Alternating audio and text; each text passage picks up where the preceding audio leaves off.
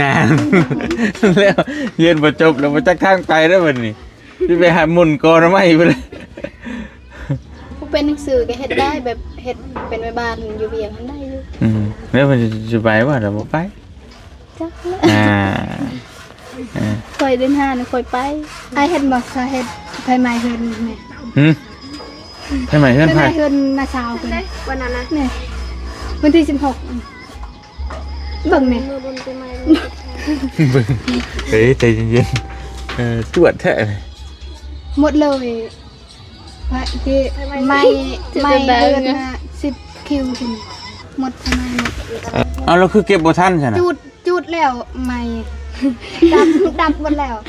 ลงไปบอกไปเลยงงสรุปเราจูดบ่รู้จังได๋หรือมันใหม่เองลงไปกินข้าวแล้วหมดแล้ว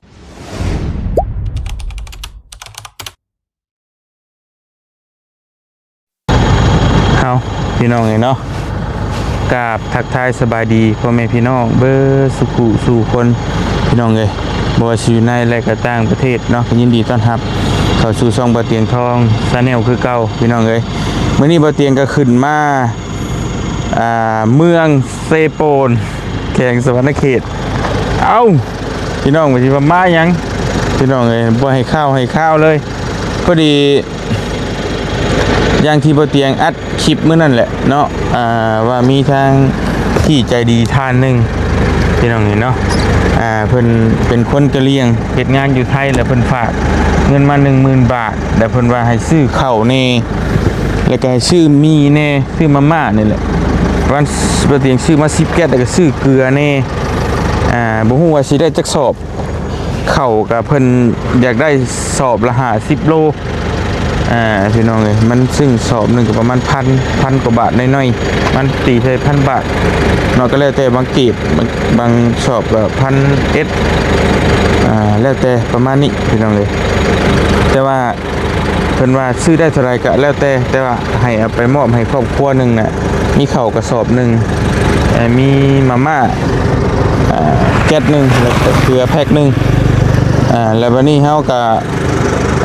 เข่าท่านได้ซื้อพี่น้องเนี่ยคือแบบว่าที่มาซื้อเซฟโปนมันก็ซ้ำกันนะราคามันก็บ่ลื่นกันไปได้ดอกก็เลยมาซื้อเอาอยู่พี่เพราะแก่มาแต่ไกลมันก็นักแต่ก่อนเฮาสิไปเอาเครื่องเอาของไปแจกเนาะเฮาก็สิมาเยี่ยมทางน้องสุกน้องน้อยแต่ว่าน้องน้อยคือสิบ่อยู่ดอกพี่น้องเนาะน้องน้อยนี่คือสิบ่อยู่เฮือนแน่นอนพอเพิ่นไปเฮียนมื้อนี้เป็นวันพุธแต่ก็สิไปเยี่ยมมึงน้องสุกก่อนมีผู้ใหญ่ใจบุญฝากเงินมาให้น้องสุกพร้อมพี่น้อง1,000 บาทก็เลยสิเอาไปให้เพิ่นเดี๋ยวจังว่ากันเรื่องข้าวเนี่ย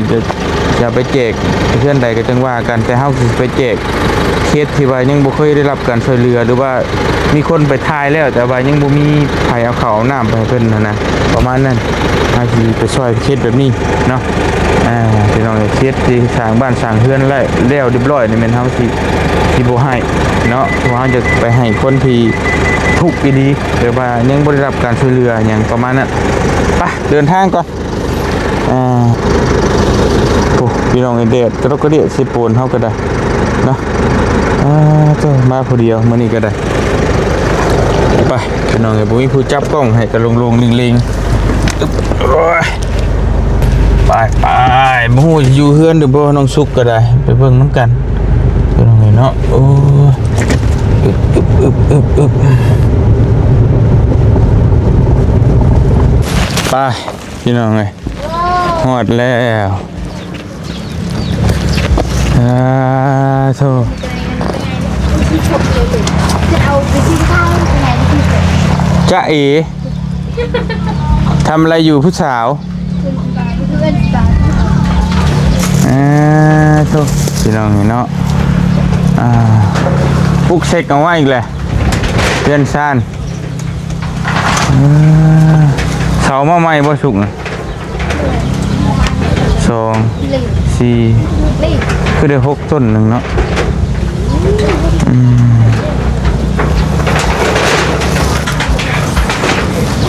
เอาพี่น้องเนาะ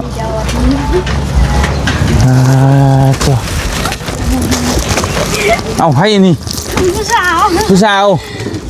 สบายดีผู้สาวเอาไพ่แช่น่ะ ผู้สาว น้องปักอึกว่าน่ะโอ้โมเมนโอ้ผู้สาวคือกันสบายดีนั่งนบมือดีกว่าเฮ้ยเว้ยผู้สาวก็ได้เฮ็ดงามๆหนึ่งกว่าถูหันงอนใช่เบิ้งเสียวงูใส่ปล่อยทั้งหลังกันพากันมาอยู่นี่เบิ้ลแล้ววันนี้เนาะ เพื่อนเพิ่นดิใช่เพื่อนน้องดิใช่ คุณ คือยังกระจ้างกันเลย มาลินน้ำซุกบ่ เลย โอ้พี่น้องใช่พ่อแม่น้องบ่ใช่จ้ะ ตั้งไปเวียก ฮะ ไปหาหน่อไม้ ไปเวียกน้องบ่ได้ไปเวียกชะ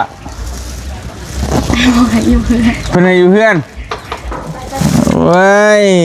ผู้สาวนี่พี่น้อง บายเจ็บคอ บ่สบายไปอ้ายสิพาขี่รถมันจังสบาย เอาย่างเอามันบ่สบายขี่รถมันสบายเป็นไข่บ่ เลย ไปเฮ็ดหยังจังมาเป็นไข่มันมีแนวกินบ่จังเป็นไข่กินหวานหลายบ่จัก บอก เห็นอยู่นะช่วงสงกรานต์น่ะเห็นแวบๆอยู่อาบน้ำลายไปจักบ่อาบน้ำตากแดดบ่ ไปเรียนคุณมือจนมาได้กินข้าวนะ น่าเพื่อนก็เปิดเผยความลับแหละจะไม่ได้กินข้าวกินน้ำบ่มันนั่งพี่พิตตี้มันนั่งน้ำกันพิตตี้มันนั่งเจไพเจมัน มันคนเดียวหมดหมูหันเป็นคือกันหมด มาเป็นคือกันไปเลยติดมาน้ำกันแล้วสินะอันนี้เห็ดใหม่บ่ โดย ไผเห็ด พอ พอน้องหรือเปล่าเอาไม่ได้เจอกันแต่เฮงพี่น้องไงนี่ไม่เนี่ยตามข้าวกันไปเห็ดยังเดี๋ยวนี้ช่วงนี้ไปเห็ดยังช่วงไอ้บริมา ข้าวหน่อไม้ขาย หาน้ำไม่ขาย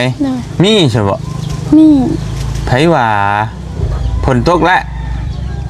ทรงเถื่อคนเถื่อ หอยไปหามาแกงในที่เสียอยากกินนี่นี่ได้ปะ ได้ เมนบ่จักอยู่เฮาไข่ยังใส่ไปก่อนไว้ว่ะน้องน้อยเด้ เราไปเขียน ไปโรงเรียนบ่โอ้ยพี่น้องนี่เนาะพ่อแม่ไปใช้ก่อนน้องวัน แม่คอยไปหาหน่อไม้ พอได้ใช่ ตันไม้ จะไม่เห็นยัง จักสวนเห็ดสวน ลูกสาวเขามาจักชะมูใช่ไหมเว้ยเป็นลูกแบบไรนี่มาจักชะมูใช่โอ้ยพี่น้องไอ้เนาะเมื่อยน้ำดิ และเห็ดบัวเห็ดอะไรเนี่ย มาวันนี้จะจอยเนาะน้องซุกจอยลงเลยพี่น้องไอ้เนาะรถหุ่นบ่พี่จอย กินข้าวบ่แซ่บ กินข้าวบะแซบกินกับหยังกินบะแซบน้องซุกกินกับหยัง กุป่า กินกับหน่อไม้กินกับซีนบ่จังแซ่บแม่นั่นแหละสิ นี่เนาะ เอาบ่อาสิซื้อมาให้ เอ้า ตัวไปหาหน่อไม้มาแกงแลกกันเอาบ่อ้ายนี่บ่อยากสิแต่ว่าอ้ายอยากกินแกงหน่อไม้ไผกินจนเบื่อออกมาพี่อย่าว่าแทรกออกมาน้องหยังก็น้องหยังก็ น้องมุด น้องมุดกับน้องหยังพูดหันหลัง นี่ดี ฮะ ดี น้องลี่คือบ่เคยเห็นเทื่อน่าอยู่ใส่ คือลี่อยู่พุ่น น้องลี่ แม่ ชื่อคือน้องเฮาแท้ชื่อคือน้องอ้ายแท้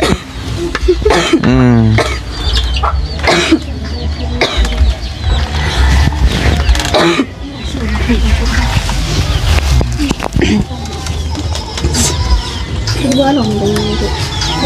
เจ้าชื่อน้องหยังแค่เจ้า นุ่น น้องนุ่น นุดเดิน น้องนุช เดิน อ๋ออยู่ในบ้านนี่บ่ เดิน ไอ้เข้ามาหลายเทื่ออยู่คือบ่เห็น น้องหาก็มาแต่เวียก โอ้ไปเฮ็ดเวียกอยู่ไส แต่ก่อนก็เฮ็ดเวียกอยู่เวียกล่ะ มานั่งพี่ที่มานั่งพี่มานั่งใกล้กันพี่ไอ้ายมาลิ้นน้ำเทื่อกับมานั่งลิ้นน้ำเน้ไปเฮ็ดเวียกอยู่เวียงบ่ โดย เฮ็ดเวียกหยัง เฮ็ดเวียกอยู่บริษัทโทรเซล โอ้ บริษัทบริษัทยูนิเทล โดย อ๋อโธ่เอามาให้ไอ้จักสิบ่ได้ขอชิมมาบ่เฮ็ดเวียกมันแล้วจ้า เฮ็ดเวียกมันเอาอยู่บริษัทยูนิเทลมันบริษัทเครือข่ายที่ไหนอย่าว่าขอชิมมาเลยจังขอนิดมานำมันจังแห้ง โอ้ย ไหวบ่ล่ะไปห้องหมอบ่ฮะเฮ้มันบ่ไหวก็ไปห้องหมอไปให้หมอไปให้หมอซักก้นให้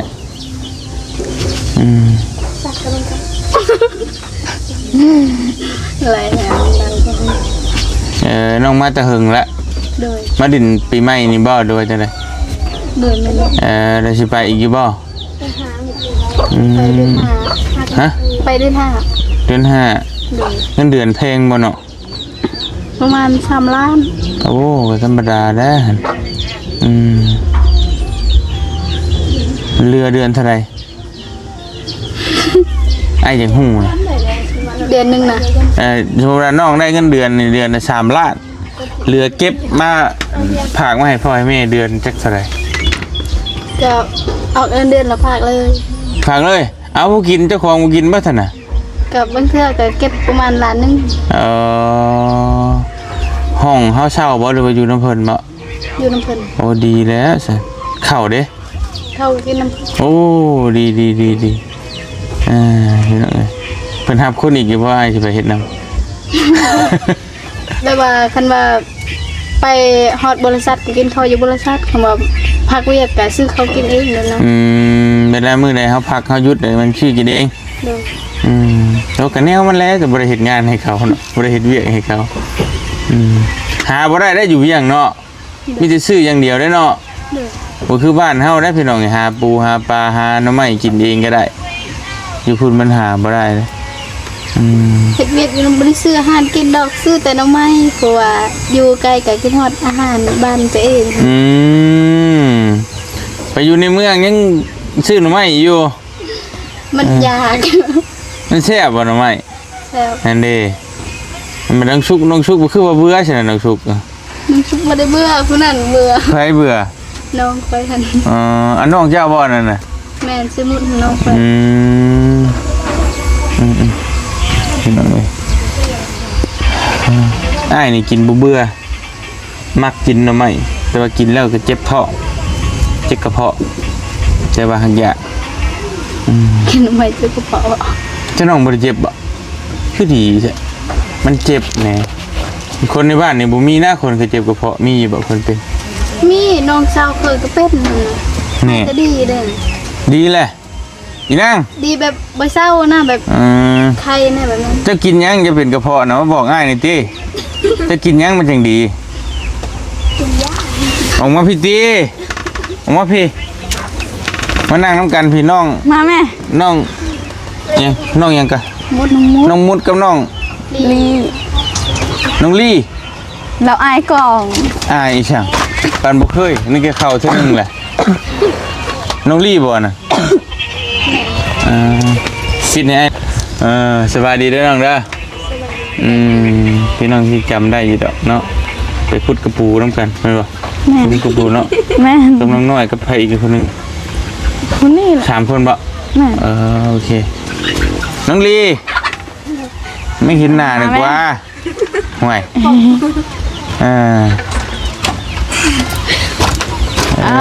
ก็เคยเข้าอยู่ พากันเบื่อแต่หาย สบายดีเนาะ สบายดี พากันเดิน ก็เคยเข้าอยู่ไปหาปลาหั่นตัว หน้าบ้าน พี่น้องเอ้ยพากันไปลินไซด์สงกรานต์ดิเซ่นี้ เอาพี่น้องเนาะมาเจอครบเกือบครบยังเหลือแต่น้องน้อยไปโรงเรียนถ้าน้องหยุดเรียนไปแล้วเนาะน้องเรียนจบไปยังม.1โอ้ม.1เจ้าเด้ป.5น้องนุรีเด้ไปชี้เจ้าเด้นี่ก็สิ นี่ฮู้ว่าไผเรียนซ้ำกันกับอ้ายลังสุกกำลังลีโอ้จักด้วยโอ้ธรรมดาเจ้านี่เฮียนสูงกว่าอีกเจ้า2คนไอ้เฮียนเจ้าจะป.4นึงป.4ฮะ1มือเฮ็ดป.4เฮียนป.4มือนึงออกเลยลายมืออยู่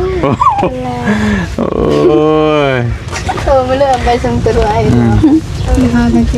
พากันไปเฮียนอยู่ไสในบ้านหายืงผู้หญิงในพุโดยโอ้เป็นยังกังยางเขาพุคือบอกชื่อปูนนี่มันใกล้กว่าบ่มีบ่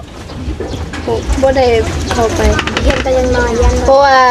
รถเดยันรถพ่อแม่ยันรถนะอ๋อเห็นตอนยังน้อยก็ได้ออกทางนะพ่อแม่ยันรถชนเลยให้เขาป้าเลยไปพุ่นมีตะปาได้พี่น้องมีตะปาตะดอนได้ไปพุ่นนะเป็นหัวยิงตอนนั้นยังใหญ่อยู่เห็นนี่แห่งกระเทกน้องคอยเห็นนะมีแต่คุณน้อยๆนะไปเรียนจังเลยตอนไอ้เฮียนนี่ซ้ำไอ้ซ้ำน้องลี่นี่ให้ก็เข้าป.1อีลีแต่พูดง่ายๆแต่ก่อนนะบ่ได้น้อยคือเดี๋ยวนี้บ่ได้อายเขาแล้วเข้าไปน้องจักปีเข้าป.1จื้อบ่จักประมาณ12กว่าเลย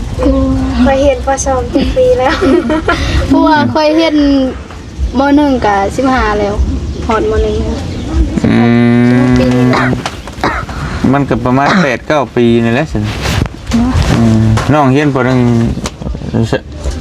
อันน่ะจักปีก็7 ปี 7 ปีอ๋อน้อยดีจ้ะน้องชุกเลยบ่ชื่อน้องลี่เลยสำคัญโอ้เฮ็ดขี้น้อยแล้วนี่น้องลี่ตอนนี้อายุจักปีฮะ6 ปี6 ปีนี่น้อยก็บ่ขนาดนี้ยังตัวน้อยนึงพี่น้องเนาะดูน้อยแต่โตบ่อายุจักปี14ได้ก็ยังน้อยอยู่แสดงว่าเข้าตั้งแต่6 ปี7 ปีเพิ่นแหละเป็นยังจังออกสาเหตุจังออกแต่ละคนคอยว่าน้องก็เรียนต่อคอยว่าแต่ว่าบ่มีเงินก็เลยออกแล้วหาเงินต่อไปเวียงเลยแล้วจ้อยบ่ได้ต่อใช่เลยไปเวียงนี่จักปีบ่ฮอดปีได้7 เดือนฮอดเดือนยังสิต่ออยู่บ่ซะโดยเรื่องมาพบเดือน5ก็สิไปต่อนี่คือต่อไปเฮ็ดเวียกหรือต่อเฮียนต่อไปเฮ็ดเวียกมันนานมันก็บ่ได้เกี่ยวกับเฮียนแล้วน่ะมันบ่เป็นหาเงินเฮียนเลยซั่นน่ะคือสิบ่มีไผต่อแล้วเนาะสาเหตุน้องชุกเลยฮู้แล้วบ่เตียงถามแล้วน้องลี่เด้เป็นยังจะออกล่ะที่จริงเจ้าก็ยังน้อยๆนึงคือบ่เฮียนต่อมีใครเฮ็ดเวียกฮะบ่มีใครเฮ็ดเวียกเฮือนบ่มีไผเฮ็ดเวียกเฮือนโอ้ยเฮ็ดเวียกเฮือนชื่อมาเลิกเฮียนมาเฮ็ดก็ได้ดอก1ข้าว1น้ำไม่ชื่อหั่นบ่แม่นน่ะต้องเหตุผลมันต้องตัวหั่นโอ้เสียดายอนาคตแล้วพี่น้องเนาะออกก่อนจะไปเฮ็ดงานยังบัดนี่ไปเฮ็ดเวียกยังบัดพากันออกเลยฮะรีจะไปเฮ็ดเวียกยังบัดจักนานแล้วเรียนบ่จบแล้วบ่จักทางไปแล้วบัดนี้สิไปหาหมุนกอไม้พุ่นผู้เป็นหนังสือก็เฮ็ดได้แบบเฮ็ดเป็นแม่บ้านอยู่เวียงหันได้อยู่แล้วมันสิไปบ่ล่ะบ่ไปจักคอยเดิน5นี่คอยไปไอ้เฮ็ดบ่เฮ็ดไปใหม่เฮือนแม่ไปใหม่เฮือนเฮือนนาชาวเพิ่นวันนั้นนะนี่วันที่16 เบิ่งเนี่ย มือบนไปไม้ เฮ้ยใจเย็นๆตรวจแท้เลย หมดเลยว่าที่ไม่เดือนละ10 คิวคุณหมดทำไมหมด บ่ได้ยังเลย เครื่องคองกับบ่ได้ บ่เลิกจักยา บ่เลยแต่ เพื่อนนาชาไปนาชาเนาะ มาซาหน่อย นี่ นี่อยู่พิน เป็นยังจังใหม่ละ จักเฮ็ดแกงหน่อไม้แกงหน่อไม้แล้วก็ไปว่าจะไปอาบน้ำอยู่เสียบเฮียงเห็นแล้วไฟไหม้หมดเลย จูไฟอยู่ทั้งเพื่อนนี่นละ แม่ อันแน่ประเด็นมันอยู่หันแหละพี่น้อง แกงหน่อไม้แล้วก็ดับแล้วไฟอ่ะจักมันมาไปใส่ มันทันได้รับคักหรอกไอ้ไปมันหลายบ้านแหละมีแต่ลักษณะแบบนี้พี่น้องที่บ่เตียงเคยเตือนหลายบ่เตียงไปเพิ่นสิมักจูไผอยู่ทั้งเฮือนขี่ตะไผทั้งเฮือนแหละเพิ่นจูเฮ็ดกินอยู่หั่นน่ะบ่เตียงก็เข้าใจแหละว่ามันลำบากแต่ว่าอย่างน้อยก็หาเฮ็ดอยู่ลุมอยู่นั่นก็ยังใครอยู่บ้านสลุยบ่เตียงไปอยู่แขวงเชกองหั่นก็เบิดบ้านเฮือนมันติดกันได้เฮือนใกล้ๆกันเลยติดกันเบิดเลย ไม้แปนเรา10 คิวหาจักได้ปี1 2 ปีพุ่นหมดเลย เบิดเลย หมดเลย10 คิวไม่แปดเนี่ย ปอ เครื่องบ่ได้เลยลานก็ยังแต่เครื่องที่ใช้ก็บ่ได้ เดี๋ยวนี้ฮะ แม่น อย่าให้ชุบอย่าให้ โมเมนต์ว่าจะเห็นตาสีแดง เมื่อแต่บุญฮอดเบิ่งเฮือนน่ะสาวบ่มีหยังเลยหมู่ น้องเมียน้องน่ะสาวเคยโทรศัพท์2หน่วยหมดเลยเงินอยู่โทรศัพท์ล้านหนึง รถคันนึง รถคันหนึง ตัวนี้เราไปอยู่ใช้ไหน อยู่เฮือนยาน่ะอยู่เฮือนยาเพิ่น บ่มีหมองอยู่เลยวันนี้สิอีจนเลยพี่น้องเนาะ อีตอนมื้อนั้นเคยอีตอนลานไปซื้อเครื่องให้หมดแสนปลาย น้อยบ่ น้อย จัก คน ปี หนึง7 ปีไปเฮ็ดแล้ว ไปเฮ็ดบ่มีเครื่องใช้ อืม คนหนึง3 ปี 4 ปีนี่ เบิดเลยเนาะพี่น้องเอ้ย หมดเลย บ่เรื่องไฟนี่โอ้ เครื่องใช้ก็บ่ได้ ลงมืออะไรได้ใช่ เห็นเป็นเลยเป็นไงก็ที่สมบูรณ์ เพื่อนเราอยู่หม่องใดหม่องทางโค้งหั่นบ่ มีบนนี้นะ ก็หม่อง บนไปห้า หม่องอันว่าเฮาอ้ายจอดรถมื้อนั้นที่ว่าน้องไปเก็บพื้นหั่นบ่ แม่น หั่นบ่ แม่น เพื่อนอยู่ไกลหมู่ซ้ำพี่น้องอีเนาะ เราก็อยู่เฮือดมือนั้นนะ บ่ทันได้ไปใช้ตกใจเห็นไฟตา เอาแล้วคือเก็บบ่ทันใช่น่ะ จุดแล้วไม่ ดับหมดแล้วลงไป บอกไปได้เพิ่งงงสรุปว่าจูดบ่ได้จังได๋หรือมันใหม่เอง ลงไปกินข้าวแล้วก็หมดเลย อันนั้น มันเลยว่าดับมันจูด กี่ว่าไฟดับบ่แล้วมันนี่มาจูดบานสรุปแล้วจูดเองบ่โอ้ว่าแต่ชอบสนแท้พี่น้องนี่เนาะสรุปแล้วจูดเองนี่มันไฟใหม่เลยไฟน่ะมันเกิดจากขีดตะไฟแล้วเนาะแล้วน่ะดับแล้วบ่ ดับแล้ว แล้วคิดว่ามันดับแต่ว่ามันนี่มัน ลกบ่ฮอดนาทีหนึงซ้ มันคือชิไว้แท้ ำแท้ เพราะว่าในเพื่อนเราเห็นมีแคบนำ แค่มันก็ห้าง น้ำมันนำ เอา แต่ว่าแบบมันห้างนะ มันหาย กินอันที่เชื่อหึงน่ะแบบจะได้ มันเป็นเรื่องในจิตใจคือว่าพิษว่าถือกันคือมันจะสั่นจะเส้นแท้ค่อยๆว่ากันได้ไอ้บริฟ้าไปใช้ดอกใจเย็นๆ อยากจะได้ โอ้ ไปรุ่นสายจวด เคยง้มหัว น่ะพี่น้องเจ้าของยังบ่เข้าใจไอ้ที่สิเข้าใจเฮงมาแตะไกลแหละแต่ดังยัง ค่อยๆเว้าเลยก็เฮ้ย อ้าว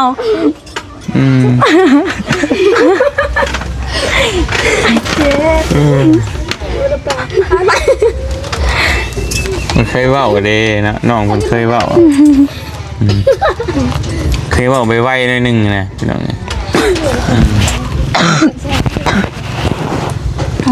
เอาแว่นแตกอีก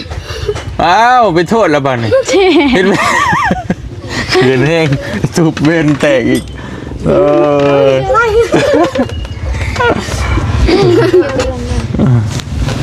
พี่น้องไง งงเลย1 โดลิตร เอาไม่มิดลี่เอาไม่ไม่ยังบ่เข้าใจสรุปแล้วจูดหรือไพ่ใหม่เองเอาไม่ดูพี่น้องไงว่าให้เข้าใจได้ว่าให้เครียดเด้อ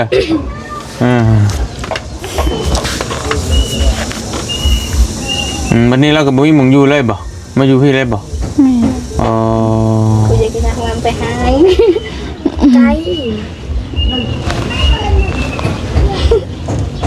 สิแหละพี่น้องจูไฟอยู่เทิงเฮือนต้องสุกก็ระวังเด้อนี่เฮือนหน่อยบ่ใหญ่ไฟใหม่แล้วครับจูไฟเทิงเฮือนบ่เนี่ยอันนั้นบ่นี่หันบ่ว่าแล้ว แม่ก็เฮ็ดใหม่ ตะกี้จูอยู่ตารางอยู่แล้วพี่น้องวันนี้เอาขึ้นมาอีกแล้วสาเหตุที่จูอยู่เฮือนเป็นหยังเป็นหยังคือว่าจูอยู่ทางล่างเป็นหยังต้องเอาขึ้นมาเถิง ลมแห้ง ลมแห้งขังเอาก็ได้เห็นป่ะเอาเห็ดแหนงอ้อมเอาก็ได้ได้จะหูเหตุผลว่าเป็นหยัง มันสบายหั่นน่ะอยากลงไปลงมาหั่นน่ะแบบนั้น มันขี้ข้านเที่ยวขึ้นเที่ยวลงกันป่ะแล้วมันถึงเฮือนขึ้นถึงเฮือนกะ สมมุติว่าเฮ็ดของกินไผสิยกทั้งหม้อขึ้นบางทีมันก็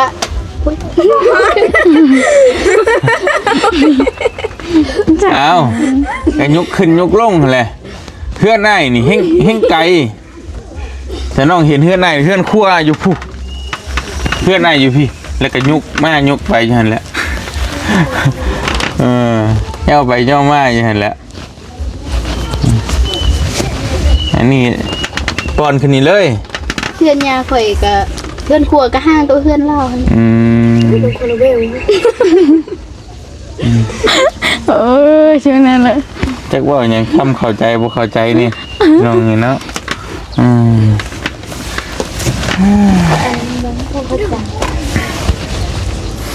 มีแต่ว่าแล้วอันเดินตัวเตียงสิหาเบิ่งเครื่องในรถเสื้อผ้าสิมีอยู่มั้ยสิเอาไปให้เพิ่นเนาะอีตุนพี่น้องเอ้ยไพ่ใหม่เฮือนนี่คือเบิดคักก็ดีได้ถ้าว่าแนวอื่นน่ะคือเพิ่นว่าแหละโจรขึ้นเฮือน10เทื่อก็ยังบ่ซ้ำไพ่ใหม่เทื่อนึงเพราะมันเอาไปบ่เบิดเด้โจรแต่ว่า มันบ่ได้เอาไปนำดอก แต่ไพ่ใหม่เฮือนนี่มันเบิดเลยเด้มันบ่เหลือหยังสักอย่างแต่ว่าเรามาอยู่พี่แล้วติ แม่น เดี๋ยวจะเอาอันนั้นไปให้เอาเครื่องไปให้แล้วพี่น้องเลยแล้วอยู่ก็พายอยู่เฮือนนั่นแหละแล้วอยู่ก็จะคน 4 คนลูก2อยู่พี่อยู่ แต่ว่าจังว่าตอนไพ่ใหม่หันลูกเต้าเราไปใช้ อยู่เฮือนแหละพอละบัดนี้ลูกแล้วก็ไปเลย เอ้า แล้วก็ออกเองแต่เฮือนน่ะ ลูกเล่นปุ๊บเองบ่ แม่น โอ้พี่น้อง ถ้าบ้านนอนน่ะบ่ฮู้หยัง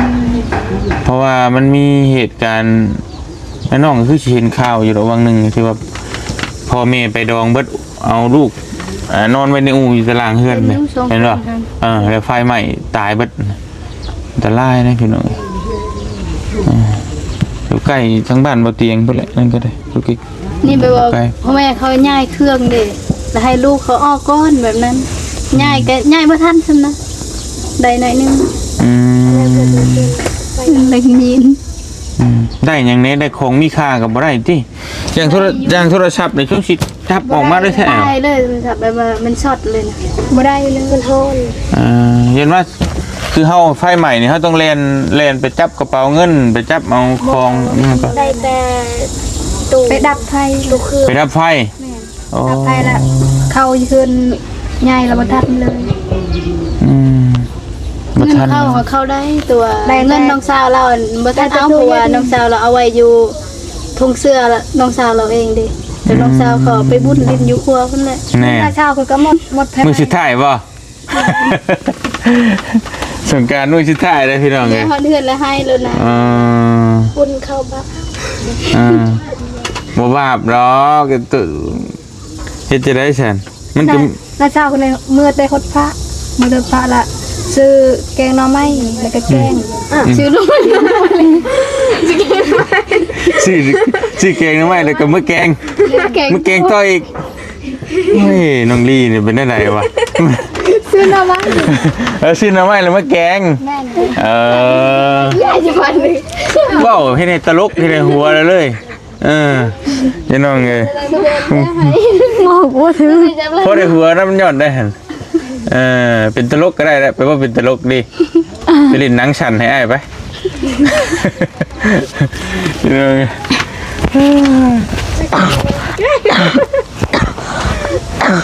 ซื้อไม่แกงเงินแกงก็เสือ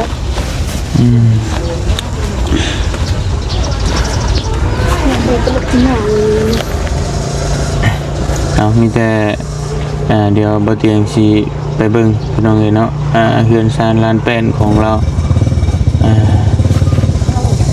พี่น้องเอ้ยเนาะพากันกินข้าวกินน้ำแล้วมื้อนี้ได้หยังกินหน่อไม้โอ้ยพอแทบมื้อใดวะมื้ออื่นมื้อฮื้อบ่เตียงมีเวลาอยู่บ่โดนปานใดก็มื้อละไปหามาแกงเด้ออ้ายสิมากินน้ำ โดย เดี๋ยวโอ้ยดีเลยจังหวะนั่นน้องเพิ่นนั่นจะบ่สบาย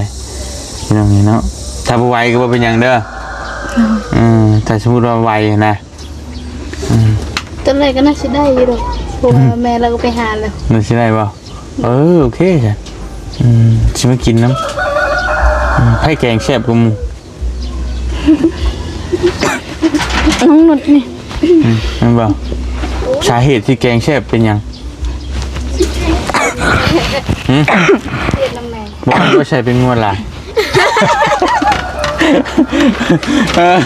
เห็นป่ะแม่น่าดิเทียดน้ำแพ้กระยาถ้าบ่ใช่เป็นงวดนี่บ่แซ่บรสน้องนุชเนาะโอเคน้องนุชกับน้องนุชถ้าเจ้าก็อยากมากินอยู่บ่มากบ่อีหยังแซ่บกว่าแกงหน่อไม้ บ่มี มีเฮ้ยมันแม่นบ่มันแซ่บปานนั้นบ่ แม่แบบน้ำไม้นี่กินแล้วบ่เบื่อเลยตกไปคนอื่นบ่ฮู้ น้องชุกได้หยังแซ่บกว่าแกงหน่อไม้ ไปดูไปกูบ่ม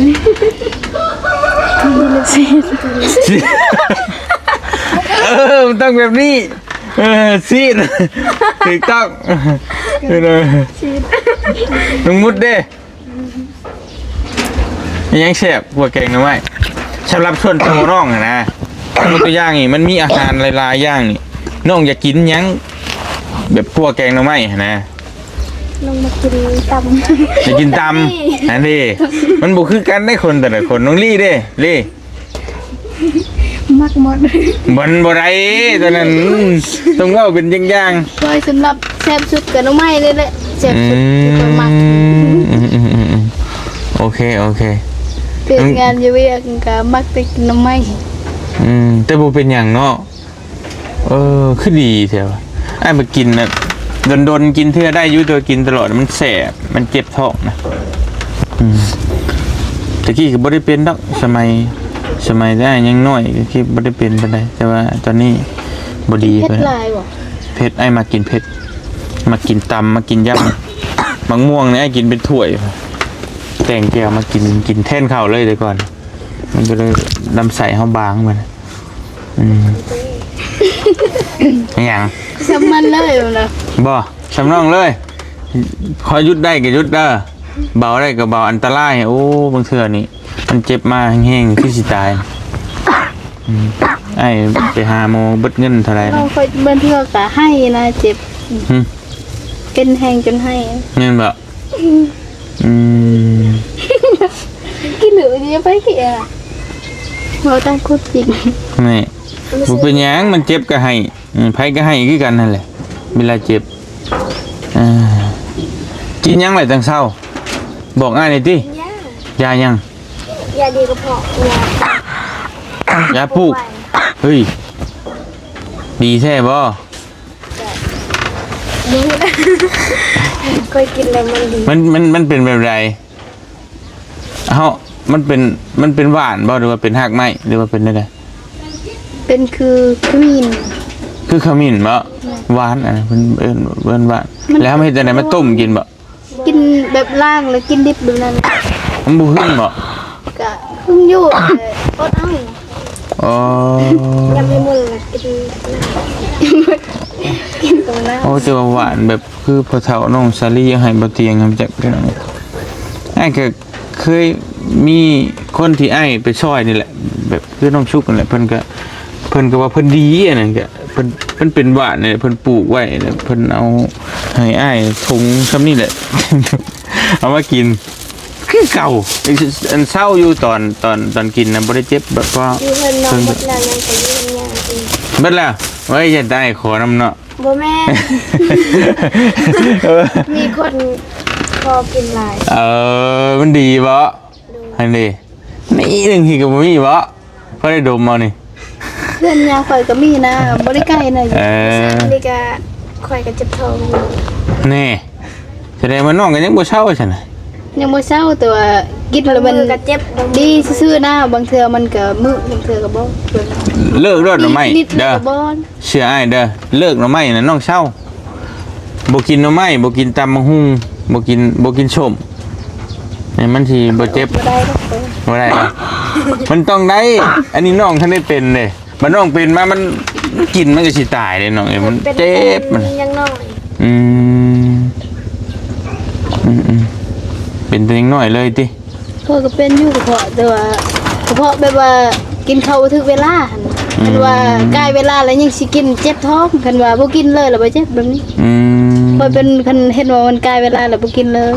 มันนี่กินนะบ่มันนี่ ใกล้เวลาก ายแล้ว กินแต่ตอนเช้า โอ้กายแล้วตอนนี้เนาะบ่ายโมงเลย กินใกล้เวลาเลยเด้อ เนาะอ่า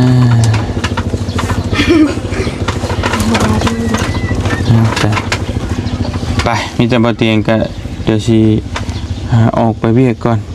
จักหน่อยมีแต่จักหน่อยก็สิเดี๋ยวไปเบิ่งครอบครัวของอีหยังของพี่น้องน้องลีพี่น้องบ่รู้ว่าจังได๋ละ และช้า น้าสาวไผใหม่เพื่อนพี่น้องวอดเลยเอายังบ่ทันเลยเนาะน้องชุกนี่ก็ระวังเด้อเสาเซลก็เอามาใหม่เลยบอลี่ท่านได้เข้ามาบ่เรามาสิปูนหลายมื้อเลยบ่เตียงให้ก็ขึ้นมาพี่น้องนี่เนาะแวะมาอันน่ะมีผู้ใหญ่ฝากเงินมาให้เจ้า 1,000 บาทพี่น้องนี่เนาะไปแลกเองเด้อจังหันแลกบ่ บ่จัก บ่จักเฮ็ดได้สบายนี่ไผจักนี่บ่จัก ไม่ใช่ก็ได้นะมีบนเลขประมาณ เท่าไหร่ 700,000ผู้โอ้ดีแท้ 700,000เลยอยู่นี่ บ่ อันออกอันดัง เอาแท้ได้ น่ะเลยกี่จรมันค่อยคือใครปั๊มน้ำมันก็ขายอยู่เด่น เคยขายปั๊มน้ำมัน เคยขายฮอดปั๊มน้ำมันผู้ อ๋อมันธรรมดาคนอื่นขายน้ำมันเจ้าขายปั๊มน้ำมันผู้อร่อยดิ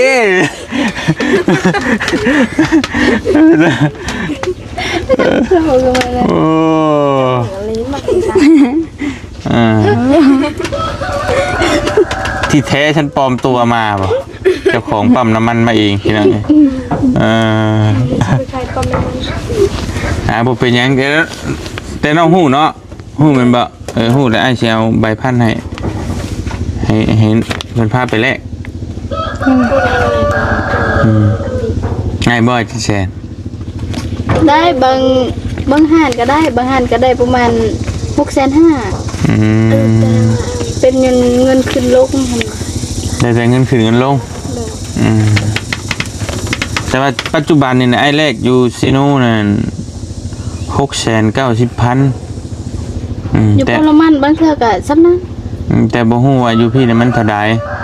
น้องไปแลกก็ลุดลื่นกันเล็กน้อยหั่นแหละก็บ่เกินกันปานใดดอก เงินเขาเอามาเงินให้น้องย่าเพราะว่ายันเงินปลอมเดี๋ยวน้องไปถามหัวหน้าก่อนเอาเงินไปให้หัวหน้าว่าได้ อืม ก็เอา อันนี้เบิ่งดูอ่ะแม่นี่เบิ่งเงินปลอมยังเบิ่งเป็นบ่ไอ้พี่น้องเอ้ยว่าสิเอามาให้ไปเล่นสงกรานต์เนาะบ่ทันครับเล่นก่อนเลยขอเงินแม่ไปเลย ขอเงินแม่โอเคใช่ไหมถ้ากันไปเล่นอยู่ไสอยู่ในบักในห้วยนี้นี่ เซมาเฮีย เส้นเฮียน ครัวเชียนอันลุมอันหันตะวะ โดย เพิ่นเฮ็ดแบบใดดินแบบใดปุ๊กตูบด้วยว่านี่จังได๋เขาคายกันอยู่ใช่ ใกล้เครื่องนั่นแหละ ใช่ใช่ จะมีวงหยังไปลง จักวงหยัง วงอยู่ลงอยู่ครัวนี่ ครัวตัวนี้แล้วก็ บ่แม่นวงดังๆบ่ได้มาบ่ม บ่ม่วนซั่นนะบงเขาลงมาจากหานเครื่องคายหยังก็บ่มี เอ้า แต่คายอยู่เซ่หั่นแหละ อยู่ บ่ม่วนจะเป็นไข่แม่นบ่ บ่กลางคืนแบบบ่ม่วนแต่กลางเว้นหั่นแหละอยู่เซ่ลินจนหมดมือ อยู่นี่เขาบ่ได้เฮ็ดเลยซ้ำมือบ่ได้เฮ็ดไป2มื้อ ส่งมือเมื่อเลย มาเลยเกินดิเนาะสิได้ค่าน้ำมันแก้เครื่องมาอยู่บ่บ้าน เขาลุก ลบบ่คือฮู้ว่าเขาลบ อุตส่าห์ไปทำบุญไกลๆพัด บ่มีคนเลย อ๋อบ่ได้ท่านน้องบ่ได้ไปอุดหนุนเพิ่นบ่ ไป ไป แล้วกัน แหมได้แต่ท่านน้องกันบ่ บ่ได้ซื้อเงินซื้อ บ่ได้เสียครับอ๋อนั่นแหละเขาจังรูปมันน่ะไปก็บ่ชื่อเวียช่วยเขาไปก็รูปเลยเนาะ เบียร์ขายฮอต800,000ไปสวย แก๊ส1บ่ มีกระเป๋า50 บาท น